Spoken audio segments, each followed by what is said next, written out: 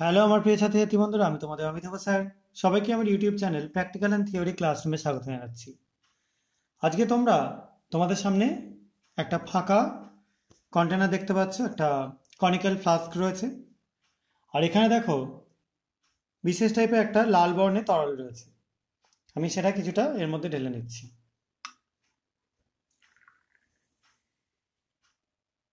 দেখতে পাচ্ছ তরলটা ঢালার সঙ্গে সঙ্গে এটা একটা বাবলসে ভর্তি হয়ে যাচ্ছে। এবার এটাকে আমি এর মধ্যে ঢেলে দিচ্ছি।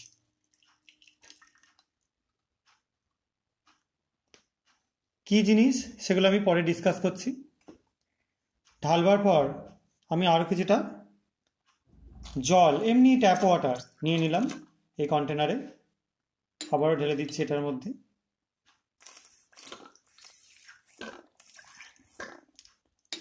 দেখো ঢেলে দেওয়ার পর তোমরা দেখতে পাচ্ছ লাল বর্ণটা কিন্তু চলে গিয়েছে অলরেডি। আমি একটু জল আরও দিয়ে দিচ্ছি। দেখো একটা ইয়েলো বর্ণ তৈরি হয়েছে। আমি আরও কিছুটা মেটেরিয়াল এর মধ্যে ঢালছি।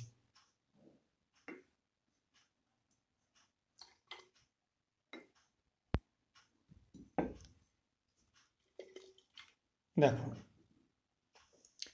একটা কমলা বর্ণের দ্রবণ তৈরি হচ্ছে। এবার HCl দেখতে পাচ্ছ এর মধ্যে ঢেলে দিচ্ছি।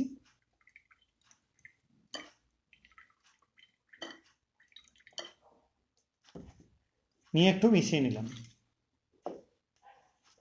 এবার আমি যোগ করব কিছুটা কার্বনেট লবণের দ্রবণ।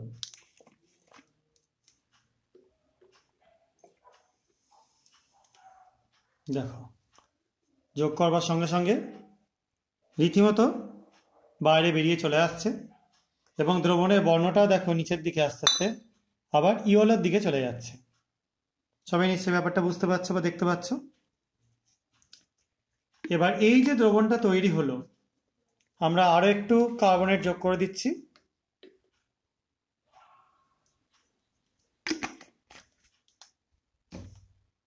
দিয়ে এটা একটু নাড়িয়ে নিচ্ছি। দেখো দ্রবণের বর্ণটা প্রায় একদম হালকা হয়ে গেল।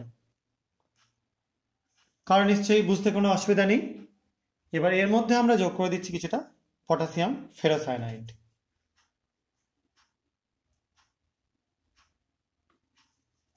যোগ করছি এবং এটাকে আস্তে আস্তে নাড়াচ্ছি। আবার একটু যোগ করছি, আবার এটাকে একটু নাড়িয়ে রাখলাম। এবার ফার্দার আমি কিছুটা অ্যাসিড যোগ করে দেবো এবং দেখব কি পরিবর্তন ঘটে।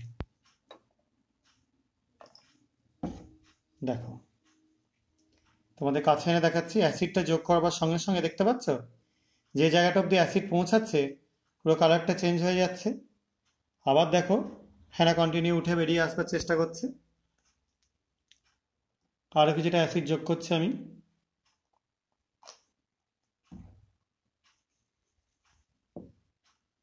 দেখো ফেনা রীতিমতো আরও বেরিয়ে আসছে এবং দ্রবণটার কালার আরও চেঞ্জ হয়ে যাচ্ছে। দেখতে পাচ্ছ আস্তে আস্তে আরও ডার্ক কালার হয়ে যাচ্ছে এটা। আরও একটু অ্যাসিড আমি যোগ করে দিচ্ছি এর মধ্যে।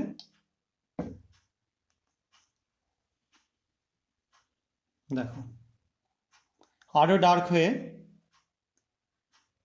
কালারটা পুরোপুরি চেঞ্জ হয়ে যাচ্ছে আগের থেকে। আমি আরও কিছুটা অ্যাসিড এখানে যোগ করে দিলাম। দেখো সম্পূর্ণ কালারটা পরিবর্তন হয়ে গেল এবং হালকা সবুজ বর্ণের একটা দ্রবণে পরিণত হয়ে গেল। তো কি ঘটলো এবং কেন ঘটলো এবার সেটা এক্সপ্লেন করি। মেনলি আমরা প্রথমে এখানে নিয়েছিলাম কিছুটা আয়রন থায়োসায়ানেট সলিউশন এবং তার মধ্যে যখন আমরা কার্বনেট যোগ করলাম সেখান থেকে কার্বন ডাইঅক্সাইড তৈরি হলো কিছুটা এবং মিডিয়ামটা অ্যাসিডিক ছিল লাইটলি। সেই কারণের জন্য আস্তে আস্তে কালারটা দেখতে পেলে হালকা হতে থাকলো। তার মধ্যে যখন আমরা আরও HCl এক্সট্রা যোগ করলাম তখন কার্বন ডাইঅক্সাইডটা বেরিয়ে চলে গেল। তারপর আবার আমরা কার্বনেট যোগ করেছি, আবার দেখতে পাওয়া যাচ্ছে ইয়েলো কালার হয়ে যাচ্ছে।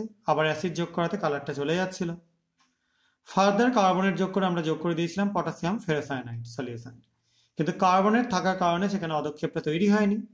কিন্তু যখন ফার্দার আমরা অ্যাসিড যোগ করতে থাকলাম তখন আস্তে আস্তে নিউট্রাল হতে থাকলে সলিউশনটা এবং এরকমভাবে চলতে চলতে দেখো এখানে নীলবর্ণ আস্তে আস্তে আসছে গোটা সলিউশনটা একসময় পুরোপুরি নীলবর্ণ হয়ে যাবে, প্রুসিয়ান ব্লু কালার হয়ে যাবে, অর্থাৎ আয়রনের একটা কনফার্মেটিভ রিয়াকশান এখানে আমরা দেখতে পেলাম।